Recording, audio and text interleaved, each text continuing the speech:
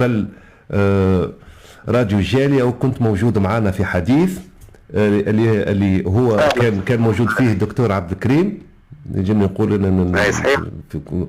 وكان تدخلاته معنا مع الوزير السابق للتعليم مع سي جلول، وكانت معنا وزير التربية، وكانت معنا النائبة ألفة الراس، وكانوا عندنا معناها شخصيات، الدكتور دحاس زاد كان معنا، معناها كانوا دكاترة موجودين معنا، واللي هما زاد كانوا يعرفوه. شو يعرفوه؟ انا بجودي الساعه احنا لايف تو ولا؟ اي نحن لايف. هذا يا خويا ماهر زميل كما قلت مشكور، يعمل في مجهود. انا نحب الناس، نقدم اعمال متاع ناس نحس فيهم النزاهه ونحس فيهم حاجه سيريو. عسلامه رضا، مرحبا بك. الناس اللي تخدم على رواحها وتخدم سيريو وتعجبني انا معناها بيرسونيلمون الخدمه نتاعهم، علاش لا نشجعهم ونقف معهم. المهم هي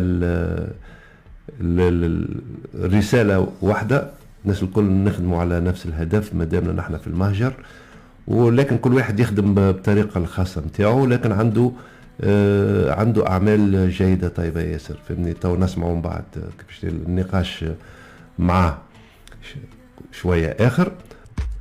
مرحبا بكم الناس الكل. المهم باش ندخل في موضوع انا حبيت للاسف دكتور شيء ذا يلزم يتقال ويلزم العباد تسمع به.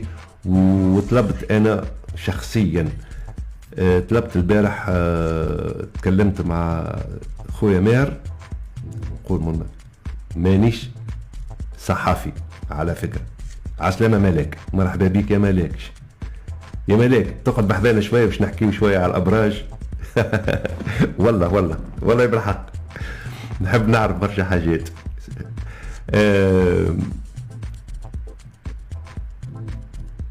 حبيت نقول الدكتور هذا يتخلى عنا في الراديو العديد من المرات، وقدمناه والأطروحة نتاعو، وعالم بيولوجي، وحكينا كانت تتذكروا اللي معنا حكينا في كذا في أمور يعني بيخص الكورونا، وهو بما أنه بيولوجي فاهم في حكاية الفيروس والحكاية هذيك، وجاب معناها منطق علمي لا عادل قول دكتور كامون، مش ممكن دكتور كامون، دكتور عبد الكريم الذيب، اللي هو حسب ما قال هو انه مخترع القهوة البيو. البيو كافي هو اللي حسلوا. شنو اللي صار؟ انا طلبت بعد ما سمعت الكلام اللي صار من اللي خرج من الحصص اللي عملهم الاخ ماهر، قاعد نتبع فهمني، قلت شنو الحكايه، عملت تدخل صغير فهمني وفسرت بعض الحاجات. خلينا نسمعوا نحن نسمعوا شنو اللي صار بالضبط وشنو اللي تقار مع ماهر. ولا مرحبا بكم مرة أخرى. معنا صديقنا عبد الحق من ألمانيا. عسلامة، مرحبا بك عبد الحق. مرحبا بك خويا ماهر، مرحبا بك، وشرفني نكون معك أول مرة راديو جالية تونسية بألمانيا. للتوضيح مرحبا بخويا. اي طلع معاك، كاني تو عرفتك، تو شفت التصوير طلع معاك. حتى انت مش جبدوك في القضيه، حتى انت مش جبدوك في القضيه. لا اخويا والله ممكن تعرف انت ما شاء الله عليك معناها تقوم بعمل جبار، وانت نعرف نحترم العمل نتاعك، ويسعدني ان يكون عندنا زميل معناها تجاه كلها معناها نحكيو على الجاليه ونحاولوا باش نحلوا مشاكلهم الى اخره. توا انا راديو جاليه معروف هونيه فهمني، وكما نقولوا فيها عندنا برشا حاجات اجتماعيه نحكي فيها مع المجتمع المدني، ولينا مده نخدموا بالحكايات هذه. لكن اللي صدمني بيان سور انا نتبع فيك والاشياء اللي خرجت الاخرانيه، ما ننكرش انا بنقولها ديريكت من ما ثماش حتى مشكل. دكتور عبد الكريم الذيب كان عندنا نحن في باقي مصر على الدكتور. لا ايش نقول لك، شوف نسمي الاسماء باسمائها بما انا اللي نعرفه. انا اللي معنا. انت تعرف انت اعلامي. المشكله نتاع الاعلامي ياخذ الاشياء كما هي. ثم شويه واحد بحث، لكن كي تبدا اون لايف قاعد تخدم ويجوك ضيوف عندك ولا يبعثوا لك يحبوا يتداخلوا. نحب نوضح حاجه، نحن كراديو جاليه تونسيه جانا عندنا برنامج انه انا نحب نعرفوا بالكفاءات التونسيه. هذا البرنامج. وعلى فكره نحب نقول لك حاجه اونتر بارونتيز، راني قاعد او ميم طون نسجل في اللي قاعد نقولوا فيه نحن الزوز. ما تسالش فهمني، نطلب منك الاذن يعني على خاطر ماناش قاعد نعملوا في حاجه خايبه. لكن لا هو بطبيعته مش يقعد مسجل، هو ما نحيو حد شيء. احنا يعطيك الصحه، انت فاهم الاشياء هذه. حبيت نعلمك وكاو، هذا حق من حقك انك تعلم به. نرجع للموضوع.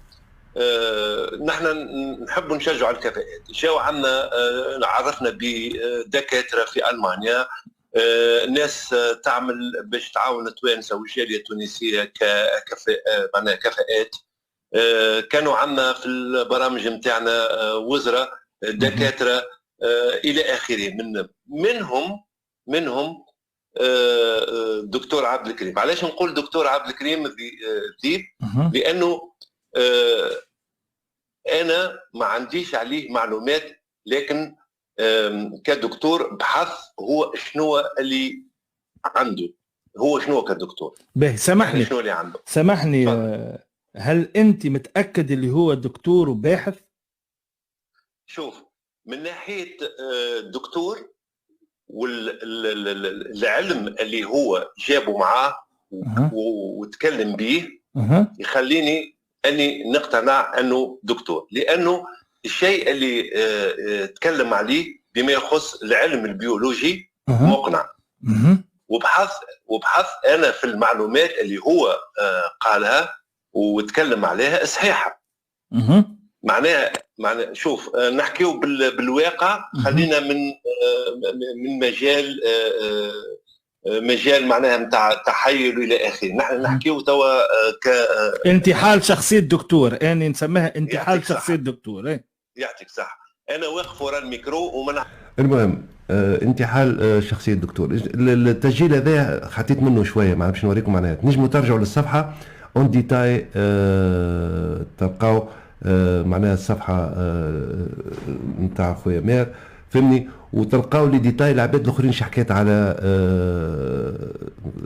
معناها عبد الكريم الذيب، وشنو المشاكل اللي وصلت بينه وبين الناس الاخرين، معناها تحيل كذا وكذا. كما قلت لحد الان ما نعرفوش عليه نحن هو وين باش ينجم حتى يدافع على روحه. ماهر قال له تنجم، المجال مفتوح، كان تحب تحكي مرحبا بيك. انا قلت مرحبا بيك، تنجم تجي عندي انا وتتكلم، وليك الحريه معناها انك باش تحكي على روحك. يبقى عندنا هوني عز الدين. كان تحب عز الدين نكلمني ولا تنكلمك انا ونحكيو مع بعضنا. هو موجود، طلب الكلمه باش نحب نحكيو مع بعض. عسلامة سي عز الدين، شحوالك خويا؟ اهلا عسلامة، شحوالك؟ تبعت انا توا. نحن باش نقولوا نحن، انت تو كنت ديجا معنا من قبل راديو جالية، وكنت موجود معنا في حديث اللي هو كان موجود فيه الدكتور عبد الكريم. نجم نقول ان صحيح، وكان تدخلاته معنا مع الوزير السابق للتعليم مع سي جلول، وكانت معنا وزير التربية، وكانت معنا النائبة ألفة الراس، وكانوا عندنا معناها شخصيات. الدكتور دحاس زاد كان معنا، معناها كانوا دكاترة موجودين معنا، واللي هما زاد كانوا يعرفوه. شو يعرفوه؟ انا بجودي الساعه احنا لايف تو ولا؟ اي نحن لايف. سامحني اخويا، مرحبا، على السلامه، شنو احوالك؟ والسلام على المستمعين ان شاء الله، وربي يخف علينا الوباء هذا نتاع الكورونا بريميرمون. وثاني حاجه انه بصراحه انا مصدوم جوسكا ماتنو على الموضوع هذا، خاطر بصراحه مس الجماعه كليكي، كيفك انت كيف ياني كيف العباد اللي معناها حكينا معاه، انه انسان هذا بالحق ظهر متحيل برشا معناها، فهمت؟ اثبت ذلك في التحايل موجود، يعني التحايل موجود. ليه الحاجه اللي ما فهمتهاش يعني توا يا عبد الحق، انه تو انسان يعني في ايطاليا متكلمين عليه، هنا توا حالين عليه لايف، كان هو غلط يطلع ويعطي حق الرد، صحيح ولا هذا اللي طلبناه منه. يزيد ياكد انه بالضبط، يزيد ياكد انه هو بالحق متحايل، فهمت ولا؟ وهذه معناها موضوع من الواحد ما يلزموش يسكت عليه، خاطر الموضوع هذا يمس التوانسه الكل كيف في الاوروب.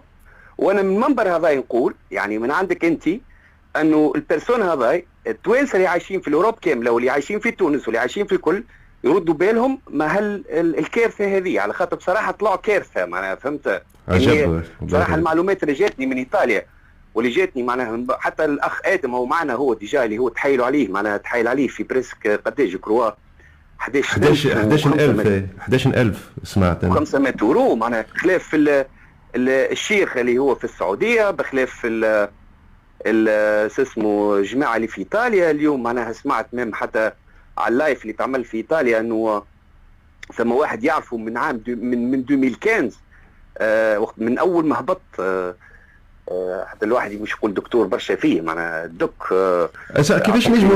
كيفاش نجموا نعرفوا حاجه باش نهزك شويه لبعيد، فهمني؟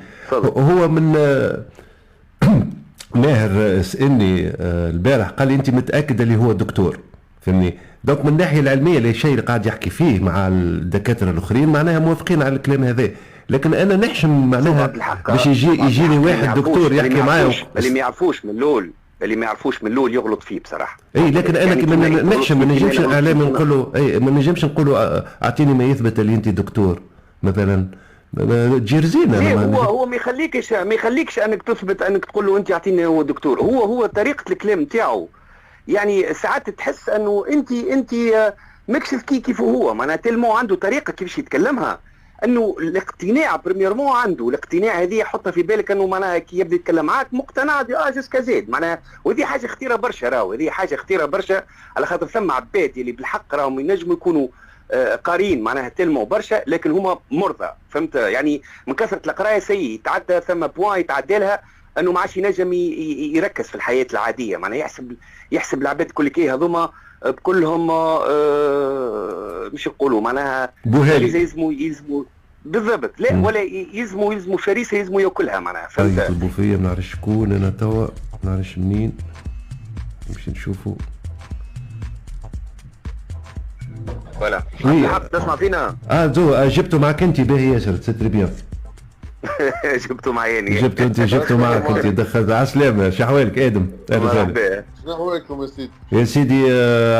احنا عملنا قاعدة توا بخصوص الموضوع هذا، نحن نحس رواحنا زاد مصدومين وممتون، نحن زاد تعدت علينا ولا حكايه ولا شنو الحكايه، قاعدين نفسروا زاد شنو اللي صار، لانه ما حاجه ما خطرت الناس على البال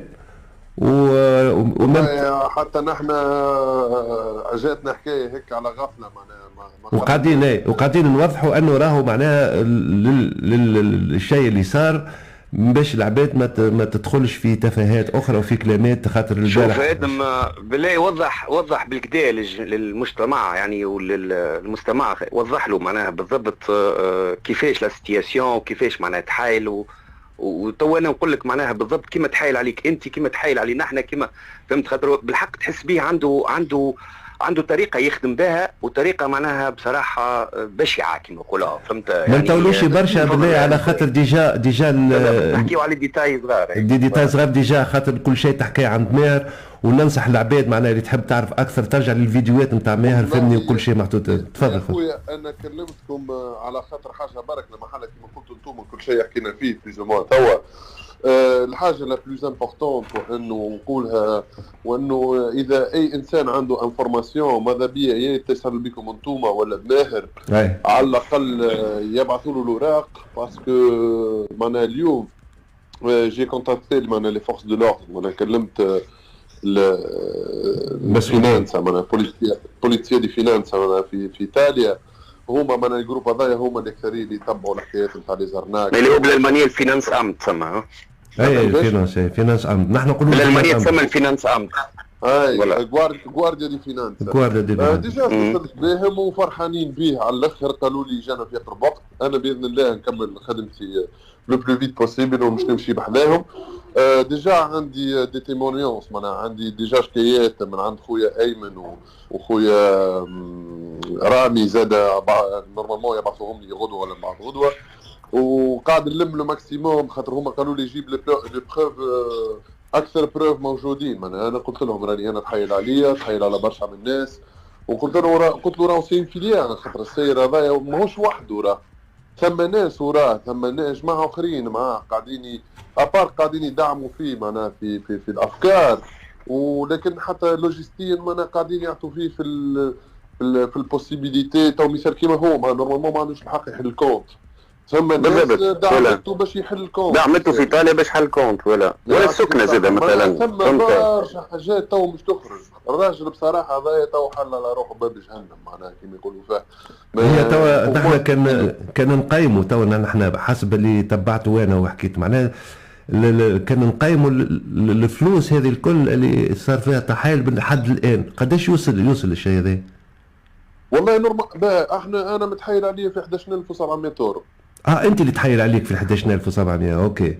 مالا علشان طلعته لك بالضبط. وثم واحد اخر زاد فيها في السعوديه. بشوي خويا عزيزي بشوي. حاجه تو احنا نقولوا مثال 11 دفع الله ومكان اعظم. ما والله البارح برك كلمني فل كان في اللايف زاد مع خويا ماهر مسكين طفل ما ربي يعلم بيه نحى فلوس من فمه باش يعطيه له هو في الاخر تمنيك عليه. شكون ماهر قصدك؟ كيفاش؟ شكون ماهر قصدك؟ انا دخلت عليه الاسامي.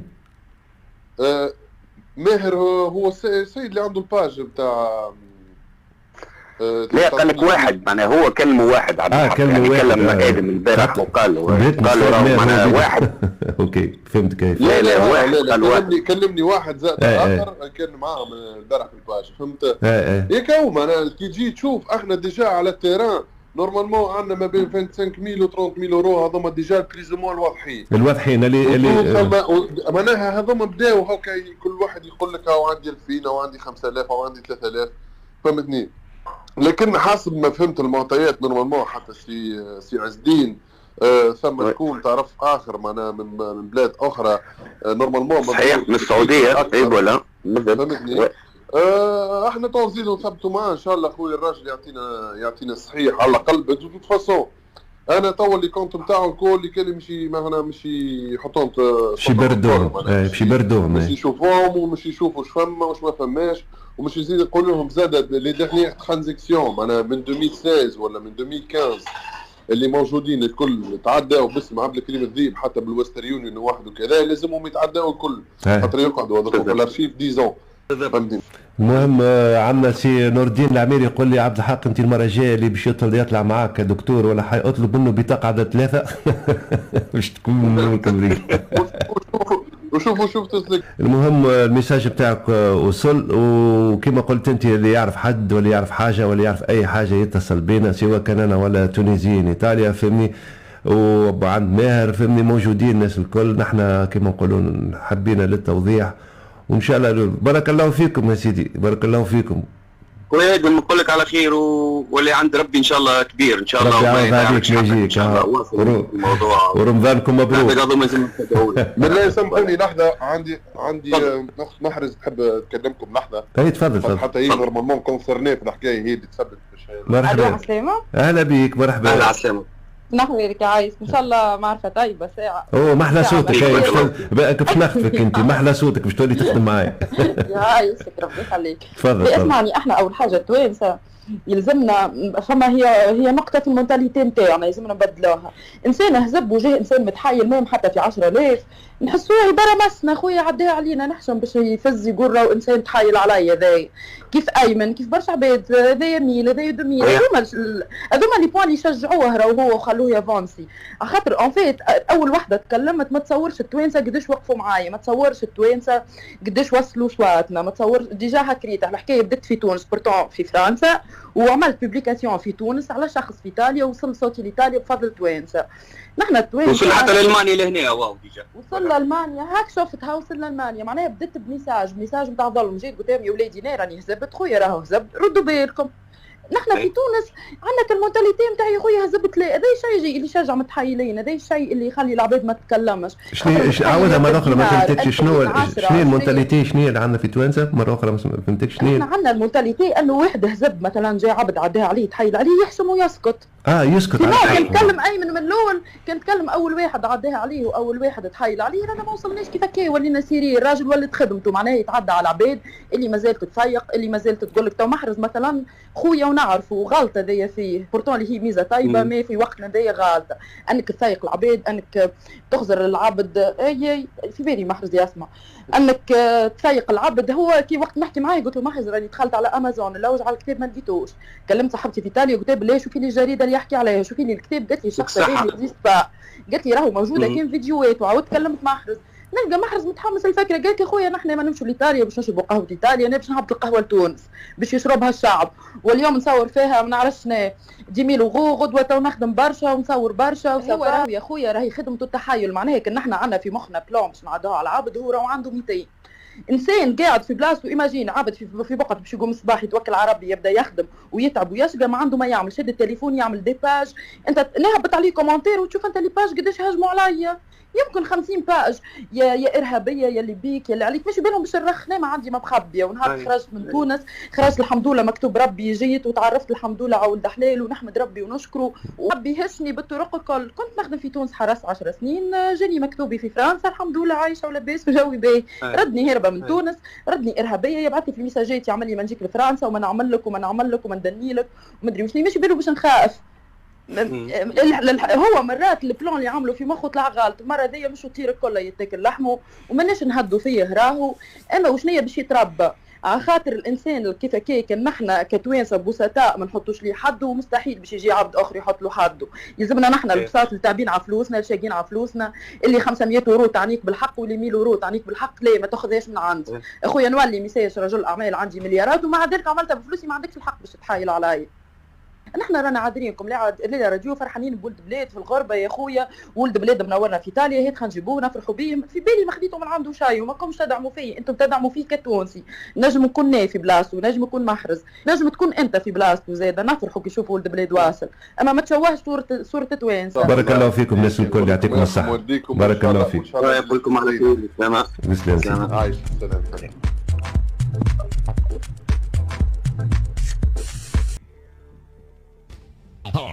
I'm your present DJ tonight.